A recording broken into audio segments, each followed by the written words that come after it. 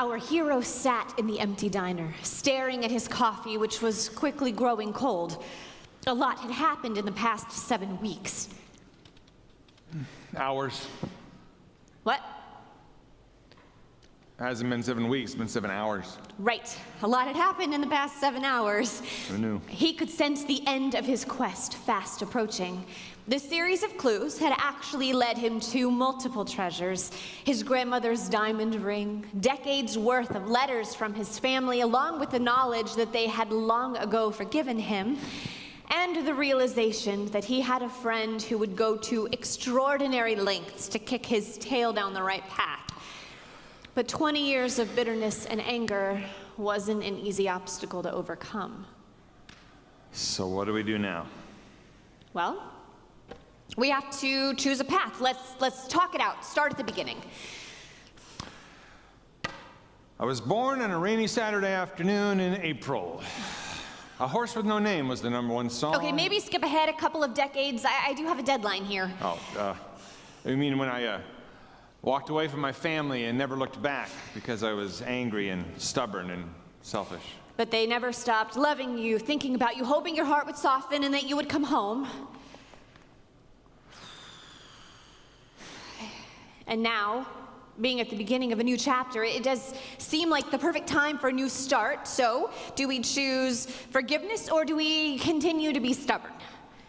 Anger or humility? Do we choose to surround ourselves with people who love us and will keep us on the right path, or do we just keep trucking along on our own? We've been doing pretty well on our own. Have we? Yeah. Look, I need to finish our story. What side is going to win out? Well, what are my options? Well, I think there are 3. That sounds right. The simplest, keep going as you are, right? Decide to do nothing. What's done is done. Avoid conflict, wish everyone the best, but start your new life and never look back. Or? Focus on the hurt. Remember the rejection you felt. Remember their lack of compassion. Don't take a single brick out of the wall that you build up between you. Know that it might be foolish, but decide that you just don't care. Fixated on the future and ignoring your past. Or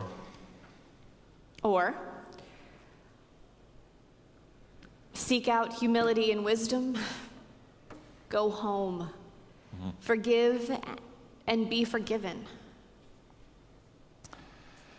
which voice do I listen to? What's most important to you? What do you value? Fueling your anger, being right, revenge, reunification, a lack of conflict, peace? You know, it's really inconvenient that you need wisdom in order to understand that you need to surround yourself with wise people. Profound. Why don't you leave the writing to me? All right, then. I think I will go home. I mean, I've made too many foolish decisions based on pride and willfulness, and it's time to let that go. I'm going to go home. Wise choice. Okay. Last major decision made, at least for this book. How about you? You going to make things right with your family? Doesn't hurt to try, right? I actually did call my mom. We are going to breakfast next week. Your favorite place? The place with the pancakes and the smiley bacon mouth, the maple, yeah. We're gonna talk. Oh, good. I bet she was glad to hear from you. She was. I imagine your mother will have a similar reaction. So, that's it. Yeah. I mean, I'll write a heartwarming reunion between Rodrigo and his mother. You'll fill each other in on the last 20 years, all the memories that you missed. She'll meet your fiance, love her like a daughter. Mm-hmm. And she will be a wonderful grandmother. grandmother. Oh, yeah.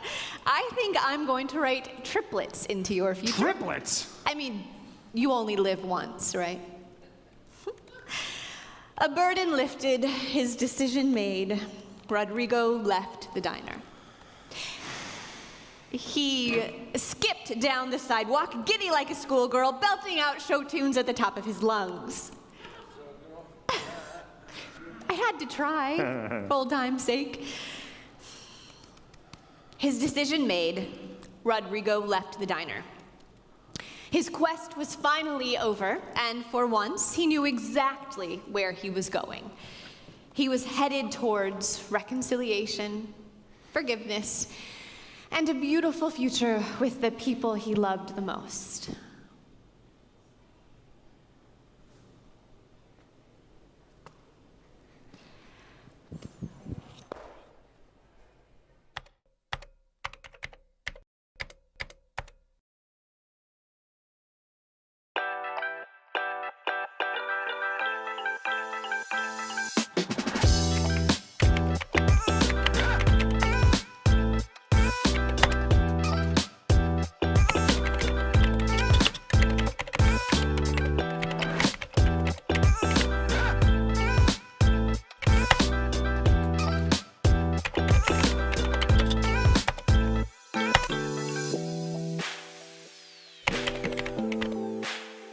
So when we opened up this series, Wisdom Literature, we talked about how the Bible is divided into certain chunks.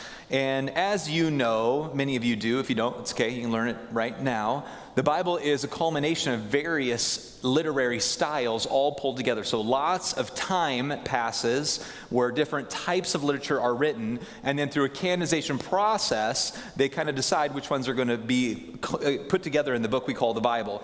And in that, there is a type of literature called wisdom literature. And wisdom literature is really interesting. It's basically like, how do you live rightly in the midst of all the million different things that there are available to do on this planet? So you can make a lot of decisions. Here's the thing, you can make a lot of decisions. Some of them really bad, some of them really good. How in the world do we find a wise compass for making decisions in the midst of all this? There are three primary characters offered to us.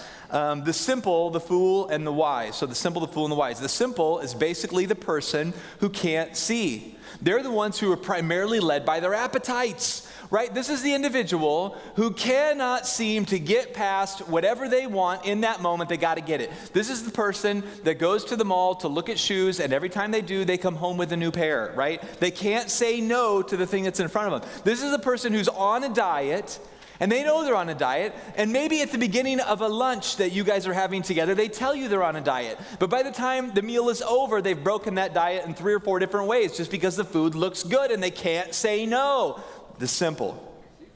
The foolish is this. The foolish are the ones that can see, so they may be wise and they may have a level of self-control, but they still use all of their wisdom and self-control for selfish end gains. So it's the person who's a really shrewd businessman, but at the end he's doing all of this just so that he can stand on the top of a castle that is temporary and wasting away and is not really eternally valuable. So they have wisdom and they have knowledge, but they're working to an end gain that is still selfish. And then the wise is the person who is captivated by the eternal things, the captivated, the one who can see it all. So these three players, the simple, the fool, and the wise, and the book of Proverbs is the story of these three characters making their way through life. How does the simple interact with marriage and relationships? How does the fool interact with how we spend our money? How does the wise interact with all these different stories? Today, we're going to look at this idea, and it is one of the final ideas offered in the book of Proverbs. Now, there are more that it talks about, but one of the final meta-themes. The wise want rightly. The wants, the desires that you have, the wise want rightly. What does that mean? I was running the other day, and it hit me. Most of my spiritual failures are because I was trying to gain favor or impress the wrong people. I mean, like, when I look back over my life and I think about all the way through, most of my failures are directly connected with my desire to impress or garner favor with the wrong kind of people. Not just that, the big idea of today, and we're going to come back to this a few different ways, we need to be aware, and this is huge, we need to be aware of who we are working to make proud. We need to be aware of who we are working to make proud.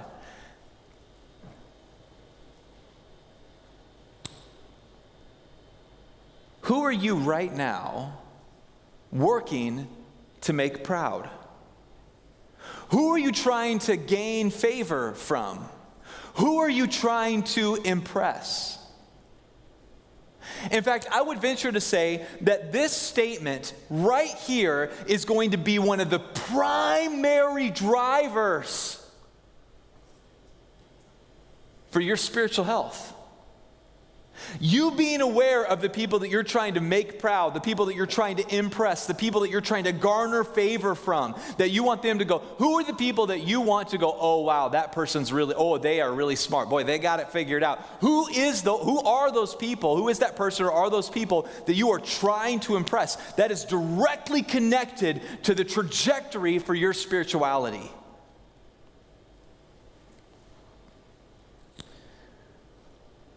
I'm going to pause on that thought. We're going to come back to it in a few moments. And I want to offer another one that is connected to this. I am also grateful that I didn't get all the things that I wanted in life. So not just did I want wrongly because I was looking or trying to garner favor with the wrong people, I'm also glad as I look back through my life that I didn't get the things that I wanted. Let me give you some examples. When I was 5 years old, man, this is huge. When I was 5 years old, I wanted to eat ice cream for every meal. I did not get what I wanted. And I'm glad looking back now. When I was 10, I wanted to run away. I'm glad I didn't get what I wanted looking back. When I was 16, I was really attracted to a girl that was very unhealthy at that time in life, and I probably was too. And I wanted to build a relationship with her, and because of my parents and other people, it did not happen. Looking back, I'm really glad that I didn't get what I wanted. When I was 18, I was finally making a little money, and I wanted to spend all of my money on a car, and my parents didn't let me. And looking back, I'm glad I didn't get what I wanted. When I was 20, I wanted to drop out of college. Looking back, I'm glad I didn't get what I wanted. When I was 25, Leslie and I went through a hard time in our marriage. And I remember going through a season where, it's like in your mind, you're thinking, is this really worth it? Do I really want to be in this thing forever? If you've been married, you know that you go through seasons like that. And I'm really glad I didn't get what I wanted. When I was 30, I was finally making a little bit more money. Some of the things that I had been working on, projects I'd been building, were starting to produce a little bit more. And I wanted to spend my money on nicer things. I wanted to buy houses that were at a level or above my peers and cars that were at a level or above my peers. And one of the wise people in my life was like, don't do it. Don't do it. Invest, invest, invest. And even now, it's only been about 10 years since I started doing this. Even now, I'm really glad I didn't give into what I wanted. When I was 35, I didn't want any more kids after Noah, Nathan, and Emma. And baby Kara came along. And I can tell you, I'm really glad I didn't get what I wanted. I look back through my life and it's really clear my wants are not a great primary compass for me. And I bet it's the same for you too. I bet your wants are probably not a great primary compass for you. In fact, I eventually began to realize that I can't trust my wants alone. I have to have a compass that's bigger and better than just what I want. Maybe let me say it like this. Wisdom is not trusting your desires, but trusting in the one who made them. The one who actually knows what will actually truly make you whole and complete. Proverbs 23, 19 through 26 says this. Hear, my son. Now, as I read this, I want you to listen to the tension in the text, okay? So you're going to hear, now instead of directly talking about the fool, the simple, and the wise, it's talking about the tension that all of them are feeling, okay? Now notice this. There's the tension between the temporal things that pull on us just for temporal pleasure here and now without thinking about eternity, and the eternal things and the people who really do love and care about us. There's this tension. Listen to this. Hear, my son, and be wise. Direct your heart in the way. Verse 20, be not among the drunkards, right? So the first group that's calling out to us, those who just waste away time, who work to inebriate themselves to the reality of this world, right? Be not drunk among drunkards and among gluttonous eaters of meat. That's rough. I wish it didn't say meat there. I said gluttonous eaters of soy. That would have been way better. Verse 21, for the drunkard and the glutton will come to poverty, and slumber will clothe them with rags. Listen to your father who gave you life. Do not despise your mother when she is old.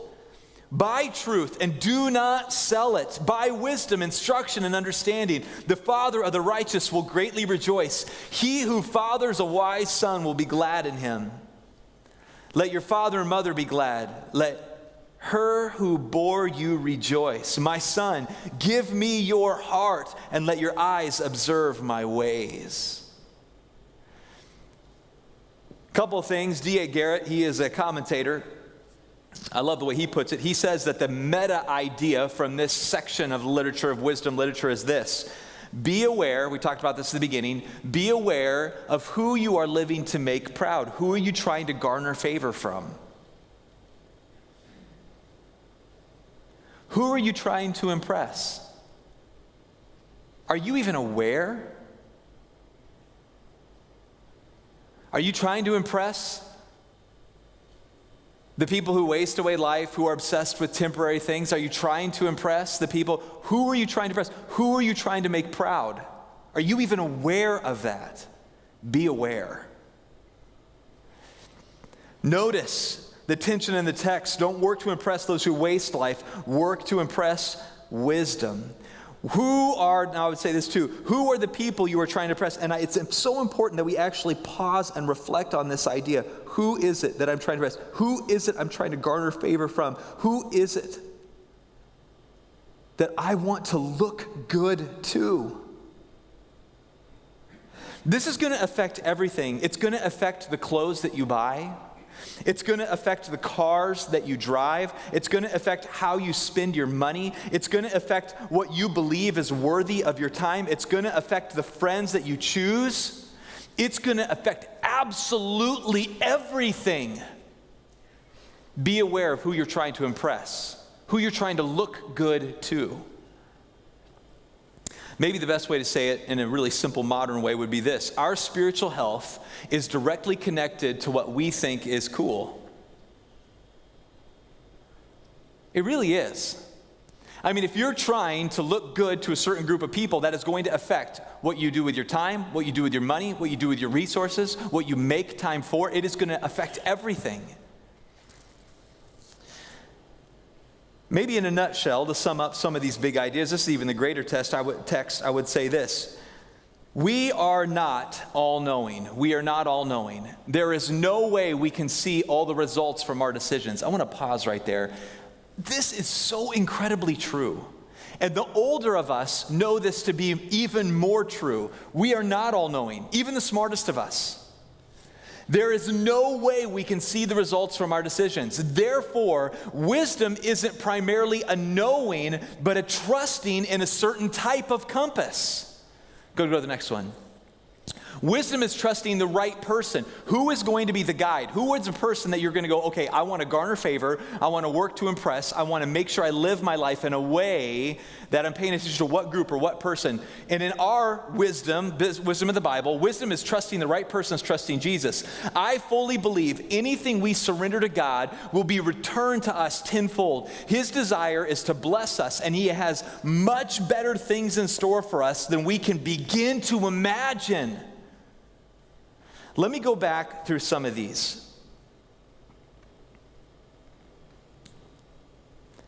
When I was 5, I wanted to eat only ice cream. However, I didn't get what I wanted. See, a desire to eat things that taste good isn't wrong. It's just as you get a little older, and everybody in this room should be aware of this now, as you get a little older, you begin to discern that good is a whole lot more than taste alone. There's good for you. When I was 10, I wanted to run away. My desire was to be with people that understood me. And wanting to be with people that understood me isn't necessarily wrong. However, at 10 years old, the truth is I really didn't understand myself. Here's the other truth. At 65, you don't even still really truly understand yourself. When I was 16, I was really attracted to a bad or a girl that wasn't healthy. I'm glad I didn't get what I wanted. Here's the truth. Hormones are raging at 16. That's totally natural and a part of God's developmental plan. However, to fully enjoy sensuality, one must understand its impact far beyond a single act. I'm so glad I didn't get what I wanted. When I was 18, I wanted to spend all of my money on a car. I'm glad I didn't get what I wanted. There isn't anything wrong with wanting to spend money on nice things. However, like my avoidance to investing in my early 30s, learning to say a healthy no now opens up so many more options later. And I didn't see it. I'm glad others could. When I was 20 and wanted to drop out of college, trying to avoid situations that are really frustrating isn't always bad. But wisdom teaches that some frustrating situations are really good for you. Will you trust the wise people around you? Will you trust the wisdom in the text? When I was 25, Leslie and I went through a really hard time in our marriage, about 25 years old. Honestly, I kind of wanted out at that season, in that season. I'm glad I didn't get what I wanted. Man, the people I bumped into, the conversations that we both had, conflict and difficulty in relationships is totally normal and sometimes even healthy. However, I was blind to the fact until one of my wonderful accountability partners said it so well. I was blind to the fact I wanted to find great relationships. And the way it was said to me is, you build great relationships. You make them. I'm so glad I didn't get what I wanted, and I continue to forge even this relationship. The fruit of it has been amazing because I didn't get what I wanted at a time in my life. So here's the deal. If our desires and wants, this is huge, don't often make great compass for living, what should we follow? This is the question. What should we follow? If our desires and our wants alone don't often make a great compass for living, what should we follow? Here it is. Live to make Jesus proud, and wisdom will seek you out. Live to make Jesus proud, and wisdom will seek you out. Who are you trying to impress? Who are you trying to garner favor from? Who are you trying to look good to? Who do you want to think that you are cool? This leads us to an important question. I'm going to invite Josh up. We're going to be done in just a minute. Why is Jesus, as our compass, such an incredible gift? Why is this, meaning Jesus, why is Jesus as a compass such an incredible gift? We have to pause for a moment. And I have to clarify something that's really, really important. And this comes from Dr. Steve Lennox. He said this really well in one of his commentaries. He says, few things bring more pain to a parent than to watch a child squander time, resources, talent, and life itself in prolific living. Proverbs 23:19-21, counsel wisdom by warning against association with drunkards and gluttons. 23:21, listen. 23:19 is reminiscent of Deuteronomy 6:3-4, which begins with the same Hebrew verb. Now this is important. In translation, especially Hebrew to English, we often miss stuff. Because there's so much like historical, contextual stuff around a word.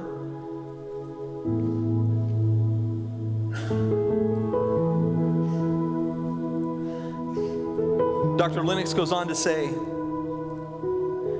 the addition of the personal pronoun in Hebrew, okay, now I'm going to explain this in a second, which is not translated in the NIV, makes the command here in Proverbs even more emphatic, okay? So the word keep, that we use this word keep, that we translate keep, but that's not actually a great word choice, that we don't have a better one though. Translates a less common Hebrew word. It's probably chosen, Lennox says, because it closely resembles the word for happy, right? So here's the big idea from this text, okay? So the right path, the author suggests, is the path to happiness. Let me say it like this. Our Father, this is so important that you get this. Our Father loves us so much, He wants to show us the way to truest joy and limitless pleasure. Here's the crazy thing. The salesman that's trying to sell you that expensive car really doesn't have your truest joy and limitless pleasure in mind. The clothing company that deeply wants you to buy their clothes does not have your truest joy and limitless pleasure in mind. The person that's trying to sell you the home that you probably can't afford doesn't really have your truest joy or limitless pleasure in mind. They don't. And you're trying to make proud people who are maybe even fighting against your truest joy and your limitless pleasure.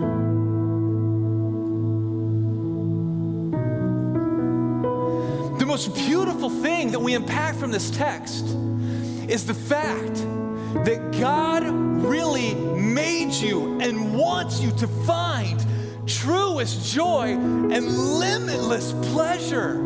That's His nature and His desire for you. And the reason you're not finding it is because you're trying to garner favor and make proud the wrong people and the wrong things.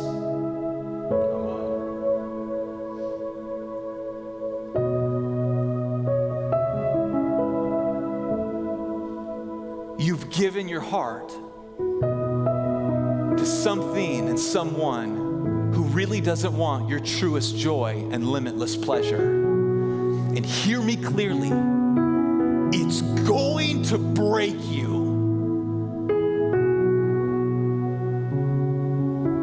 It wants to use you up.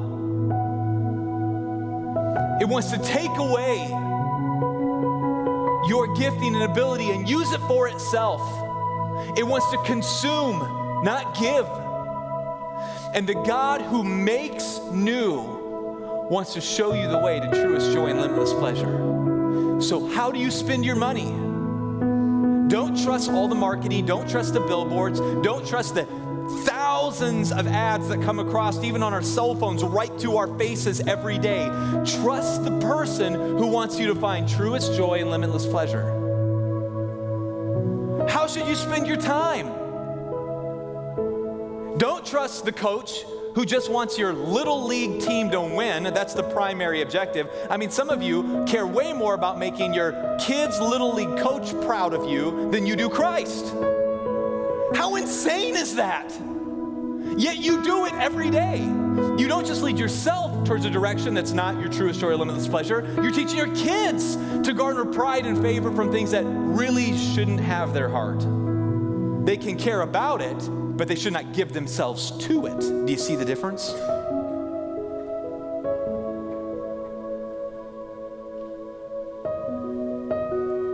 Here's the real question. Do you really believe? Oh man, I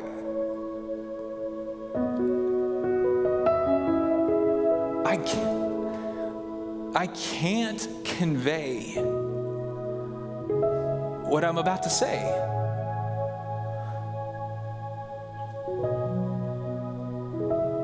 I mean, when I make this next statement, what races through my mind is like God creating the universe and life being brought up and babies being born and the selfless love of Christ always coming into our brokenness. All these different things race through my mind of selfless, massive, agape love race through my mind when I say this next statement. Do you really believe that God wants your truest joy and limitless pleasure for you?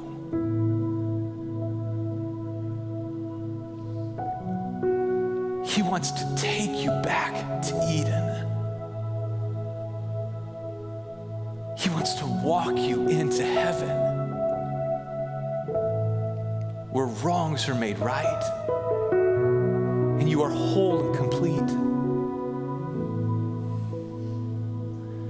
Most of you, the reason you are broken and struggling today is because you are trying to garner favor and make proud things that do not want limitless joy, truest pleasure for you, or limitless pleasure, truest joy. And it's left your heart cold. There's two responses for you to consider, too. I want you to think about these, okay? So everybody grab the Next Steps cards. You can't just come to church, it's in a service. Grab the Next Steps card, pull it out, pull it out. I know Pastor Mike's annoying. I get it. That's all right. I'm after your truest joy and limitless pleasure here because I love you. Grab the Next Steps card, pull it out. Here's what I want you to think about. I want you to think about these two things. Are you ready?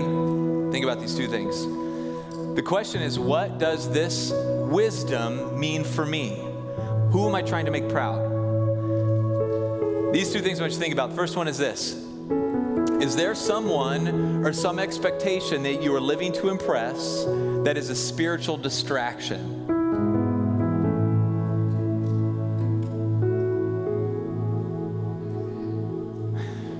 Let me read that question one more time. And I pray, all right, look here, real quick. Look here. Everybody's looking at the screens or looking now. Look here real fast. I'm going to read this question one more time. And I pray it just rests in your heart.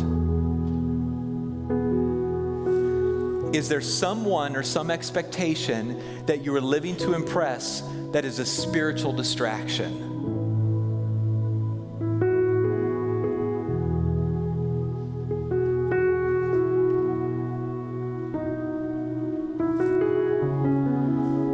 If there is, I want you to write on your card this. Father, forgive me for living to impress, and you fill in the blank. And I believe the Spirit can put this in you. I believe the Holy Spirit speaks to us. Now listen, I'm not saying be disrespectful towards X. Like if it's your job, you can care about your job and work hard in it, but not give your eternal security and worth to it. Does that make sense? Those are different things. They say that you can tell who has a man's heart, or you can tell what has a man's heart, how he responds to getting fired. You can tell what has a man's heart by how he responds to getting fired, right? It's like, is his whole identity gone? Did everything, all of his, who he is, what he's about, go away with the loss of a job, or was there something deeper that was secure? Father, forgive me for living to impress, fill it out. Starting today, I live to make you proud first, right? First. I rededicate my life to you. I just want you to think about this. I'm going to leave this up for about another 30 seconds here.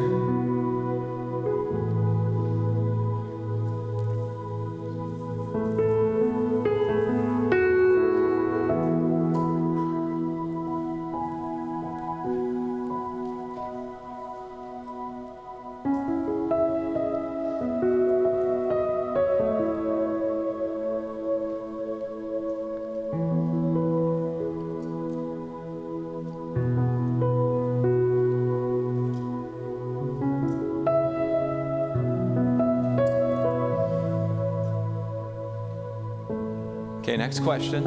If you're still writing, keep writing. Just next question, I'm gonna put this up. I wasn't gonna do this one, and when I deleted it off my notes, I felt a check in my spirit to leave this in, okay? I try to always end on a positive, so like, instead of going, I try to always end on a positive, but I felt a check in my spirit to leave this in, so I did.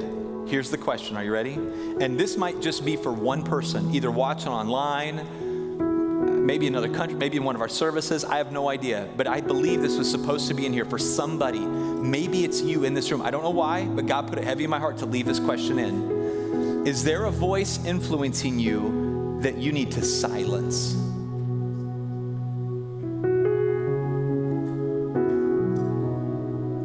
Let me clarify this. Maybe the most spiritual thing that you can do today is stop watching a TV show that you know is teaching you to garner favor from a wrong group, or a YouTube channel, or a blog, or a news station.